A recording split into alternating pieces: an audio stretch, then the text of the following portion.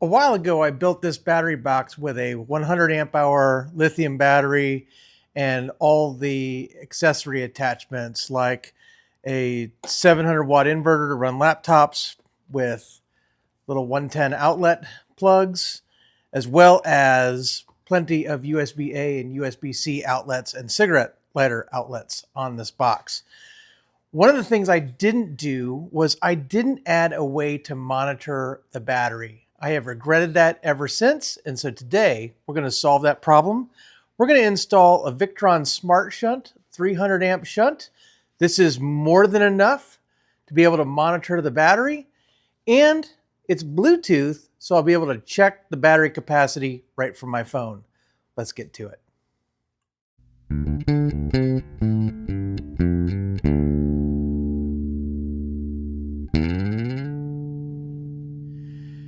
Hey guys, I'm Kevin and this is Kemp Outside. We're your inside source for all things outside. Well, as I mentioned before, guys, I built this battery box with a 100 amp lithium battery. This is a watt cycle 100 amp hour mini that I really like. And then I built it in this Plano storage trunk and then put all of my accessory ports and things on it for all of the things that I could potentially want to do with it, whether I'm powering a laptop or I'm powering some ham radio gear or I'm powering my 12-volt refrigerator. There's all kinds of things that I can use this box for and do use this box when I'm tent camping or when I'm on the road, when I'm in the Kemp bus and I want to power something even when the van's not running. I definitely have a lot of uses for my power box. But as I mentioned before, one of the things I didn't do was I didn't put in a shunt or a way to monitor my battery capacity. And so a couple of times I've caught myself off guard where I ran out of battery power and didn't necessarily know it. And then all of a sudden I didn't have power to run whatever I needed to run. And so by adding a shunt, I'll be able to know what the capacity is of the battery at any point in time just by opening the Victron app on my phone and connecting to this via Bluetooth. So I'm super excited about it. I really like these smart shunts. I have the 500 amp version on the cargo camper. And if you want to check out my power system for the cargo camper, I'll put a link right up here where you can check that out. But basically, I went with the smaller version, the 300 amp, which is much more than we will ever need in the battery box. But I really like Victron components. I trust them. So we're going to install this today in the battery box. Let's get to work. So it's a relatively tight fit in the battery box, and I really don't have any room to mount it on the back board where I have all of my other components, my fuses, my battery on-off switch, the inverter, the AC charger, the bus bar, everything that's down on this board. I really have no room there. But what I do have is I have room right here. So what I thought is I would disconnect the battery minus, right here, the negative wire to the battery, and that will go to the system minus on the shunt, and then I'll make a new battery cable that will run from the port on the shunt back to the battery. So I've got to make a cable, I've got to terminate some ends, and I've got to reroute this cable. And I've also got to mount this. Now, luckily, I have some plywood down in the bottom of this box. That's what this battery actually sits on. And I'm just going to screw it with some small screws right into the board to keep it secure. It's not ideal. It's not exactly where I wanted it. I would have loved to have had it on the back board, but it would take a whole lot of work to redo that, and it just doesn't seem worth it for this build. All right, guys, so we have the shunt now installed. This cable runs to the bus bar. This cable runs to the battery. And then there's a small little red wire here that runs to the battery terminal that powers the shunt. So keep that in mind. Your shunt is always going to be on, even if your battery switch is off. It doesn't draw a lot of power, but if you leave it in storage for a very long time, eventually your shunt will completely drain your battery. But it's how you have to have it wired in order for the shunt to work. All right, guys, so the wiring is the first part, but the second part is configuring it in the app. You've got to configure it once it's set up. first thing you need to do is you need to pair it. And so Victron will give you a little booklet, and in that little booklet will be a couple of these labels, and it will give you a Bluetooth pin, and you have to enter in that Bluetooth pin into your device. These are labels, so what I did was I took one of the labels and I stuck it inside the box. So just in case I ever switch devices or want to add a new device with the Victron app, all I have to do is look at the pin in the box, right? The other thing I do is I take the second label and I stick it on this little book, and then I keep these wherever you keep important papers, right? So I have different product brochures and receipts and things like that for my different projects for Kemp Outside. So this will go with all of my Victron component stuff so that I always have it. It's always good to keep your labels in two different places. That way, if you lose one, you still have the other one. I went ahead and paired it to my iPad. Let's go ahead and go through the setup process so you can see how this works. All right, guys, so here we go. We've got the app running, and first thing you'll see is Smart Shunt and then a model number that matches my Smart Shunt since I'm paired to it. You're going to see right here it says first use setup, and it says below parameters must be configured before other settings can be made. So the first one is battery capacity, so we're going to set that, and we're going to go down to 100 amp hours because that is the battery that is in my battery box. I think you can actually just tap it and type, but since I'm so close, 100 amp hours, I'm going to click OK. And then the aux input is none. So you can use this device to not only monitor your battery that is running your system, but you can also use it to monitor a second battery. So if you had this in an RV, let's say, you could monitor your house batteries, but you could also monitor the starter battery for the RV or something else if you wanted to, but we have none, so we're going to hit OK. The next thing I want to do before I get into the battery settings is I want to rename this. So I'm going to go to these three dots, and I am going to go to, I think it's product info, and then here it is, the custom name. I'm going to edit it, and this I'm just going to call it battery box, right? And I can change this at any time.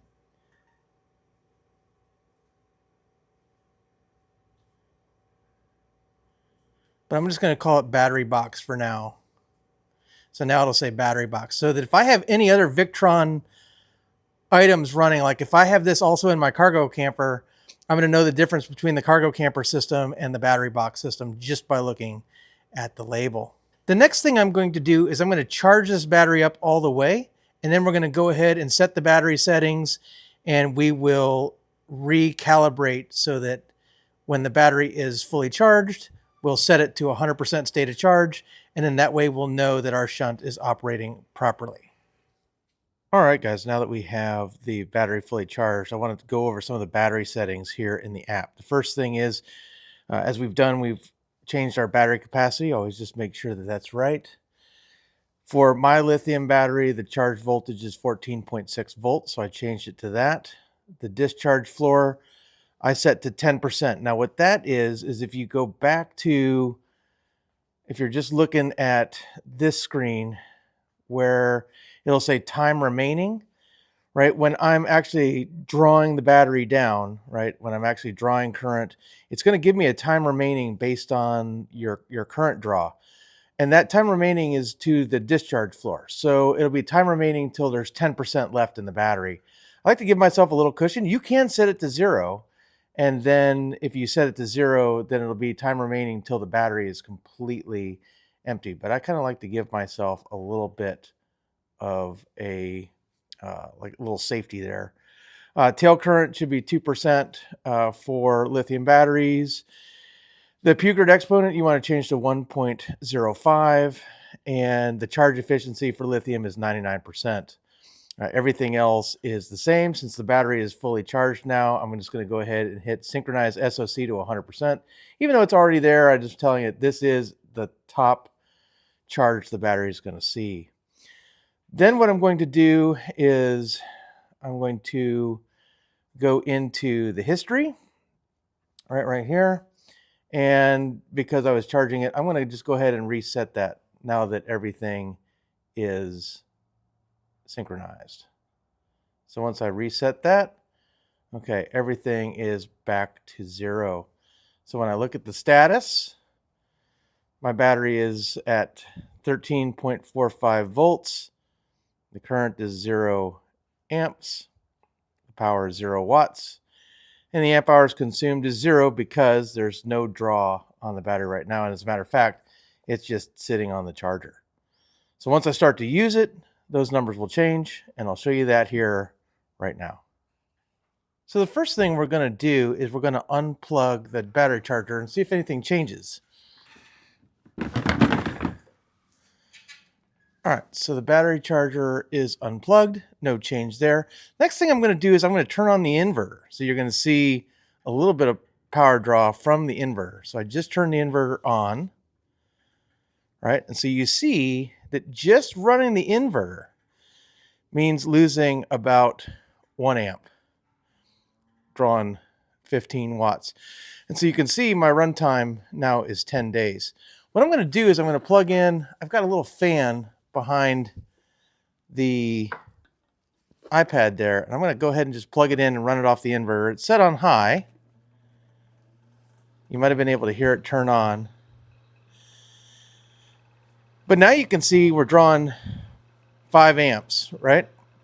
And so the time remaining goes down to 3 days. Actually dropping a little more. 2 days, 12 hours. 2 days, 10 hours. Drawing 65 watts of power.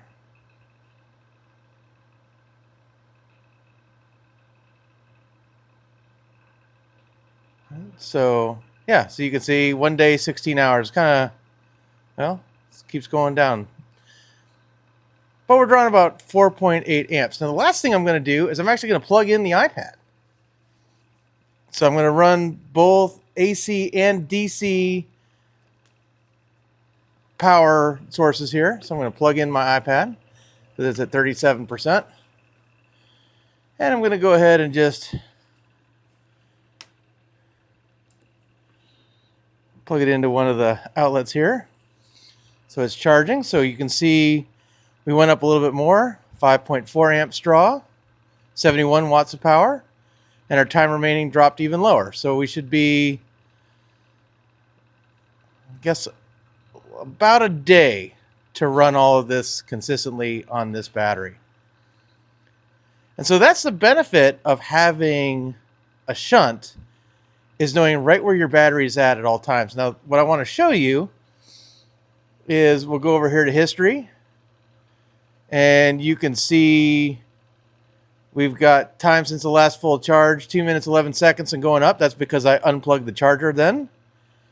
And as we charge and discharge this battery over time, this will become more and more populated. Let's go to trends. Now, trends is something really cool because it'll tell you what your battery system is doing. So the blue line, if you can see, that's state of charge, which is 100%, which we've been at 100% for a while. But the orange is current, right? So we were at 0 current draw. Then we turned on the inverter. That's the first dip. Then we plugged in the fan. That's the big dip. Then we plugged into the iPad. That's the last dip. And then you can see it's consistent. Now, if I unplug, or actually what I'll do is I will turn the fan down and we'll watch that little orange line go up. So let's go to medium. So did you see it tick up just a little bit? All right, and now level out. So we're not drawing as much power if the fan's on medium, and we can go back and see what we're drawing. All right, so now we're at 4.65 amps, 62 watts. Let's go to low and see where we're at. So I just click the fan down to low. All right, so we're drawing less power. Let's go back to trends. And you can see it jumped up again just a little bit. If we turn the inverter off and we just charge the iPad, we're going to see a jump pretty high up. So here, let's do that. So I just turned the inverter off. There you go. And you can see that if you want to just charge an iPad on a 100 amp hour battery, you'll be able to do it for quite a while. As you'll see, we're only drawing about 3/4 of an amp. And so our time remaining will go up. During this little test, we've consumed 0.3 amp hours.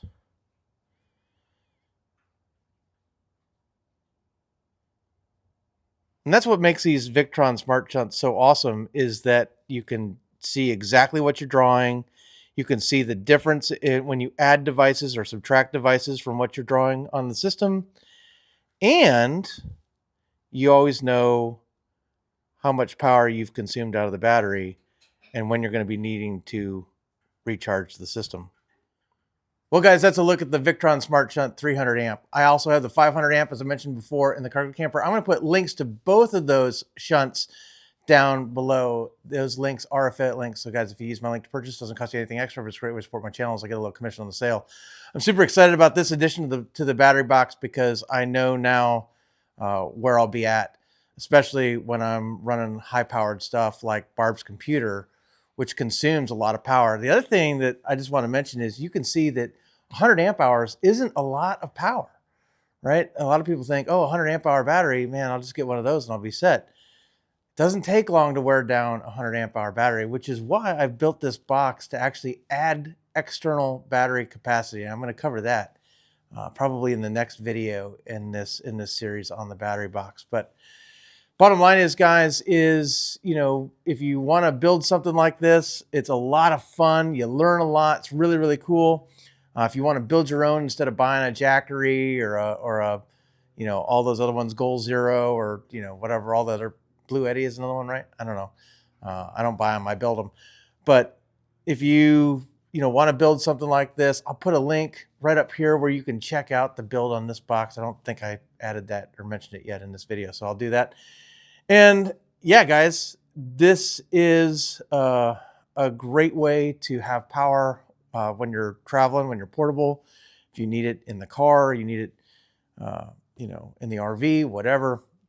You can build one of these, and you don't have to build one this big either. I wanted all of this capacity in one box, which is why I chose this size. But bottom line is I had a really good time building it, and we're using it quite often. But having a shunt is going to be a game changer for us because we're going to know when we need to charge it and when we don't, how much capacity we have left, all those things that are really, really important. So yeah, if you have any questions about the Victron Smart Shunt, drop some in the comments below. I'd love to hear from you, or you can connect with me on my other social media. I'm on Facebook, LinkedIn, Instagram, and X, or my website at kempoutside.com.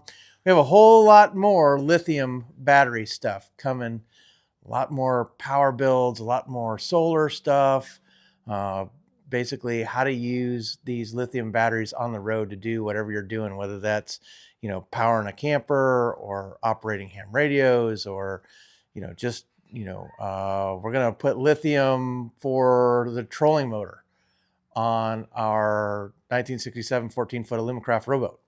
So we have a lot of lithium battery stuff coming on this channel. So be sure to subscribe, hit that little like button for me, and hit that notification bell so you don't miss a single thing here at Kemp Outside. Guys, I'm Kevin, and this is Kemp Outside. We're your inside source for all things outside. We exist to help moms and dads take their kids camping, hiking, fishing, learn about nature, and develop a conservation ethic. We want to help you get you and your kids outside. I know that even when you're out in the wilderness, sometimes you just need to power those tablets or your cell phone or charge up your GoPro or your action camera or whatever. Sometimes you just need power. Having a power box is the way to go. Putting a smart shunt in it is really smart. Guys, thanks for watching. We'll see you outside.